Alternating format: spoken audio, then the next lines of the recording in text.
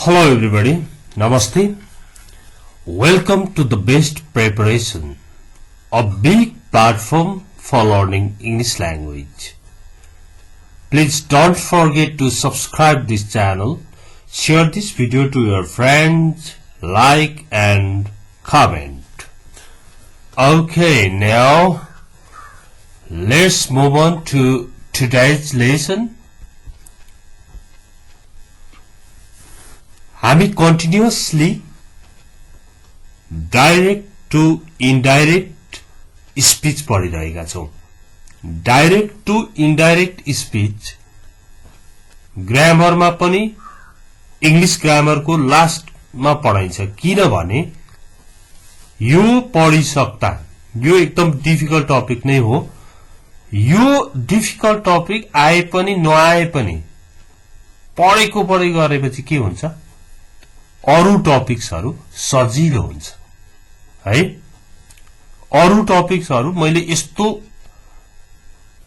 Direct to indirect speech त पढिसके भनेपछि ती अरु सामान्य टेन्सहरु यस्तो यो त सजिलो भइगयो नि जस्तो लाग्छ.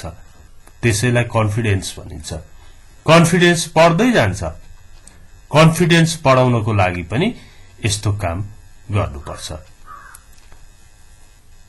ओके, कुनै खेलाडी सपोज जिल्लामा खेल्थ्यो, फेरि नेशनल गेम खेल्यो भने नेशनल गेम खेल्ने बित्तिकै उसले जिल्लामा त राम्रोसँगले गर्न सकिन्छ, म अरूलाई सिकाउन पनि सक्छु भनेर उसमा आँट बढिहाल्छ. हेर्नु है, इन्टरनेशनल गेममा खेल्न गयो भने हारेर आए पनि त्यो राम्रो बनिसक्या हुन्छ फेरि फेरिको लागि.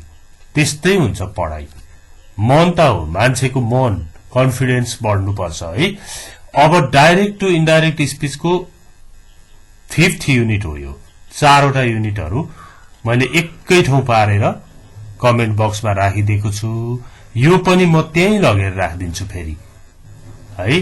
अनि युनिट 1 2 3 4 5 6 गरेर डाइरेक्ट टु इन्डाइरेक्ट स्पीच एकपल्ट पढौं, दुःख गरौं, अनि त धेरै कुरा जान्ने बनिन्छ. अब चेन्ज अफ टेन्स पढ्यो. पहिला डाइरेक्टबाट इन्डाइरेक्टमा लादा टेन्स कसरी चेन्ज गर्ने भन्ने पढ्यो पहिला 1-2वटा युनिटमा है. त्यसपछि चेन्ज अफ एडभर्बियल्स भनेर पढ्यो. नाउलाई देन, अगोलाई बिफोर, हो यस्तो खालको पढ्यो. अब change of the first person, change of the person.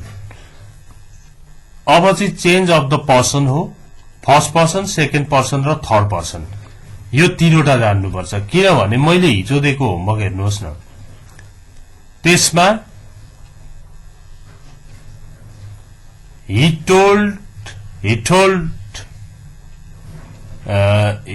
told me यस्तै खालको थियो नि. त्यसमा तपाईहरुले यो मिलाउनु भएको थिएन क्या. जसले गर्नु भएको थियो नि त्यसले यो फर्स्ट पर्सनलाई चेन्ज गरेको मिलेको थिएन. फर्स्ट पर्सनलाई चेन्ज गरेकै भएको थिएन. किनभने तपाईले मी नै राख्नु भएको थियो तर हिम बनाउनु पर्ने थियो. यो कस्तो चेन्ज हो भने, if there is the first person, first person भित्र के पर्छ नि हेर्नुहोस्. I, we, my, our, me, us, myself, ourselves, mine, ours, यी सबै फर्स्ट पर्सन हुन्. फर्स्ट पर्सन भन्ने बित्तिकै आई र वी मात्र लेखेको हुन्छ. त्यति भएपछि मान्छे झुकिन्छ. आई वी हो तर आईबाट के निस्किन्छ, माई पनि निस्किन्छ, मी पनि निस्किन्छ, माइसेल्फ पनि निस्किन्छ, माइन पनि निस्किन्छ. वीबाट आवर निस्किन्छ, अस निस्किन्छ, आवरसेल्फ अनि आवर्स पनि वीकै फर्म हो नि. भनेपछि यस्तो आयो भने हेर्नु है, डाइरेक्ट स्पीचमा जब तपाईले यिनीहरु आको देख्नुहुन्छ नि, त्यसलाई change it according to the subject, subject हेरेर त्यसलाई चेन्ज गर्नु पर्छ. भनेपछि he said I saw the boy. उसले भन्यो मैले त्यो केटालाई देखेँ. उसले भन्यो मैले त्यो केटालाई देखेँ. अब हामीले इन्डाइरेक्ट रूपमा भन्दा त के भन्नु पर्यो भन्दाखेरि उसले त्यो केटालाई देखेको कुरा बतायो. उसले हैन त्यो केटालाई देखेको कुरा बतायो अथवा उसले आफूले त्यो केटालाई देखेको कुरा बतायो भन्नु पर्यो. अब त्यसबेला चाहिँ उसले भनेपछि हामी त he said that यो फर्स्ट पर्सन हो. फर्स्ट पर्सनलाई के अनुसार चेन्ज गर्ने? सब्जेक्ट. सब्जेक्टमा गएर हेर्ने. यहाँ आई देख्ने बित्तिकै यता सब्जेक्टलाई हेर्ने. म भन्ने को हो त? ऊ हो. हामीले त ऊ नै भन्छौं. त्यसो हुँदा ही बनाइदिन्छौं. he said I saw the boy लाई he said that भन्छौं. अनि यो आई भन्ने को रहेछ भन्दा ही रहेछ. ही अब अरु नियम त हामीले जानिसकेका छ नि. V2 छ had plus V3. He had seen the boy. He said that he had seen the boy. Okay, यो अहिले पनि बुझ्नु भएकै छैन कति. अब अर्कोमा हेर्नुहोस् है. He said I sent my passport. अहिले यहाँ हेर्नु त आई पनि फर्स्ट पर्सन, माई पनि फर्स्ट पर्सन. केलाई हेरेर चेन्ज गर्ने अरे? सब्जेक्ट. सब्जेक्टमा के छ? ही. भनेपछि यो ही हुने भो. अनि मेरो पासपोर्ट भन्ने को रहेछ? ऊ रहेछ. ऊ भएपछि त हामीले त उसको पासपोर्ट भन्नु पर्यो. हिज पासपोर्ट बनाउनु पर्यो. He said that he sent his passport. उसले भन्यो म यहाँ हेर्नु है. he said I sent my passport. उसले भन्यो म मेरो पासपोर्ट पठाउँछु. He said that he sent his passport. उसले भन्यो उसले उसको पासपोर्ट पठाउने कुरा बतायो. हो, उसले उसको पासपोर्ट पठाउने कुरा अथवा आफ्नो पासपोर्ट पठाउने कुरा बतायो. यो आई र माई फर्स्ट पर्सन हो. यसलाई हेरेर चेन्ज गरिन्छ. सब्जेक्ट हेरेर चेन्ज गरिन्छ फर्स्ट पर्सनलाई. ओके, अब चेन्ज अफ फर्स्ट पर्सन यो भयो. चेन्ज अफ सेकेन्ड पर्सन अझ फर्स्ट पर्सनकै रहेछ. यहाँ हेर्नुहोस्. They said we want our money. तिनीहरूले भने हामी हाम्रो पैसा चाहन्छौं. They said that they wanted their money. तिनीहरूले तिनीहरूको पैसा चाहेको कुरा बताए. तिनीहरूले आफ्नो पैसा चाहेको कुरा बताए. भनेपछि अब हेर्नुहोस् त यहाँनेरि वी भनेको के हो? First person. फर्स्ट पर्सनलाई के अनुसार चेन्ज गर्ने? सब्जेक्ट. तिनीहरूले हामी भन्दैछन् भनेपछि हामीले त तिनीहरू नै भन्छौं. त्यसो हुँदा दे बनायौं. अब आवर भनेको आवर भन्ने बित्तिकै फर्स्ट पर्सन. फर्स्ट पर्सनलाई के अनुसार चेन्ज गर्ने? सब्जेक्ट. कसले हाम्रो भनेको रहेछ? तिनीहरूले हाम्रो भनेका रहेछन्. तिनीहरूले हाम्रो भनेपछि हामीले त तिनीहरूको भन्नु पर्यो. तिनीहरूको भनेको के हो त? देयर हो. त्यही भएर they said we want our money. They said that they wanted their money. verb 1 verb 2 भयो. ओके, अब सेकेन्ड पर्सनको चेन्ज कसरी गर्ने त change of the second person हो यो टु एन्ड डी okay change of the second person okay if there is the second person भने के हो you your yours yourself yourselves यस्तो आयो भने direct स्पीचमा you your yours yourself and yourselves देख्नु भयो भने के अनुसार चेन्ज गर्ने change it according to the object हेरेर चेन्ज गर्ने अब्जेक्ट भनेको के हो भन्दा यतापट्टिको कुरा हेर्नुपर्छ सब्जेक्ट भर्ब अब्जेक्ट भनेपछि यो सेकेन्ड पर्सन आयो भने यो अब्जेक्टलाई हेर्ने अनि यही अनुसार चेन्ज गर्ने अब हेरौं है he said to me I'm reading your book. He said to me, I'm reading your book. अब यहाँ हेर्नुहोस् यो आई आयो यो त सब्जेक्ट अनुसार चेन्ज हुन्छ सकिगो तर यहाँ हेर्नुहोस् त सेकेन्ड पर्सन आयो सेकेन्ड पर्सनलाई अब्जेक्ट अनुसार चेन्ज गरिन्छ उसले मलाई भन्यो म तिम्रो किताब पढिरहेको छु भनेपछि उसले मलाई ऊ चाहिँ मेरो किताब पढिरहेको कुरा बतायो भन्नु पर्यो नि त अब he told me that हो यो आईलाई सब्जेक्ट अनुसार चेन्ज गर्दा ही भयो अब एमलाई इजलाई वाज बनाउनु पर्छ त्यो त हामीले युनिट 1 मा पढेको छ 2 मा पढेको छ he was reading your भनेको तिम्रो भनो अब आफूले भन्दा त मेरो बुक पढ्दै गरेको कुरा बतायो भन्नु पर्यो माई बुक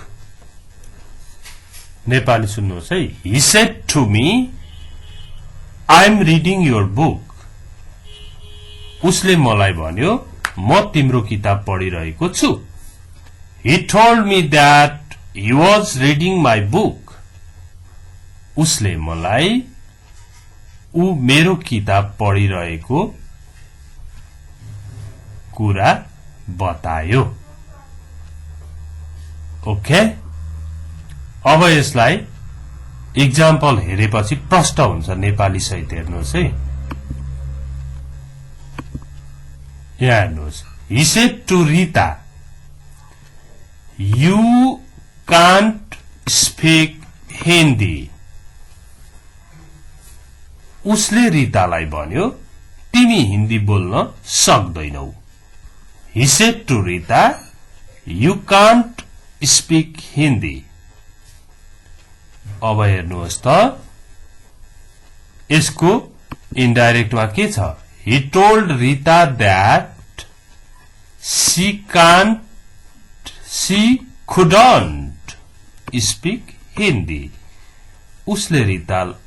उसले रितालाई उनले हिन्दी बोल्न नसक्ने कुरा बतायो भनेपछि यो he said to Rita you can't speak Hindi अब यो you चाहिँ सेकेन्ड पर्सन हो सेकेन्ड पर्सनलाई के अनुसार चेन्ज गर्ने अब्जेक्ट के छ यो सब्जेक्ट भयो verb भयो अब्जेक्ट भयो यी अब्जेक्टमा रिता छ अब रिता उसले रितालाई भन्यो तिमी हिन्दी बोल्न सक्दैनौ अब हामीले भन्नु पर्दा त उसले रितालाई उनले हिन्दी बोल्न नसक्ने कुरा बतायो भन्नु पर्यो उनले भन्नु पर्यो नि यो अब्जेक्ट अनुसार चेन्ज गर्दा रिता छ अब्जेक्टमा यहाँ पनि रिता बनाए हुन्छ तर के हुन्छ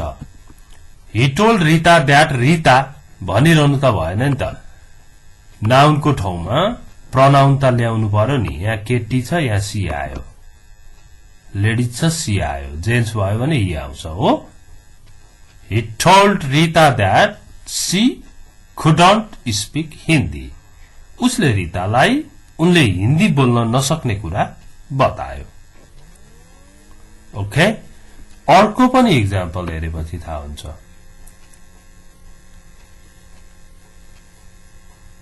यो भयो यो पनि भइसक्यो हैन अब यो ओके यसको यो सेकेन्ड पर्सन यहाँ पनि सेकेन्ड बनाइदिउँ सेकेन्ड पर्सन को चेन्ज हो यो अब आयो थर्ड पर्सन को चेन्ज यो चाहिँ थर्ड है सरी है यहाँ अलिकति बिग्रेछ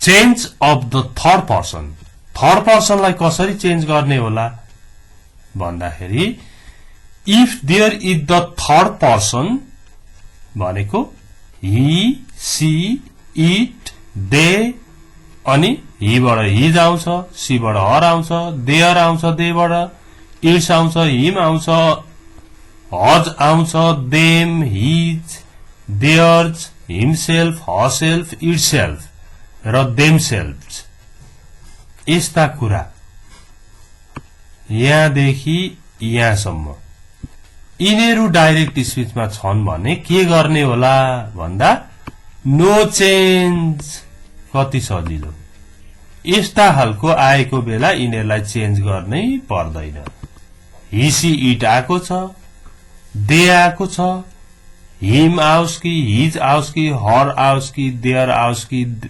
देयर्स आओस् कि देमसेल्फ आओस् कि हिमसेल्फ आओस् कि हरसेल्फ आओस् कि चेन्जै हुँदैन नो चेन्ज यहाँ हेर्नुहोस् त he said they are fighting उसले भन्यो तिनीहरू झगडा गरिरहेका छन् he said that they were fighting उसले तिनीहरू झगडा गरिरहेको कुरा बतायो भनेपछि यहाँ दे थियो अब के गरी चेन्ज गर्ने भनेको थर्ड पर्सन चेन्जै नहुँदो रहेछ दे नै बस्यो third person no change okay now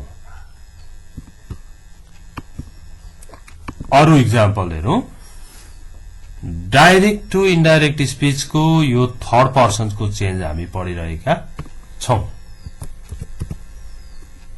third person को चेन्ज यहाँ हेर्नुहोस् त he said Hari took my notebook अहिले कुन कुन आयो एउटा यहाँ हरि आयो है यो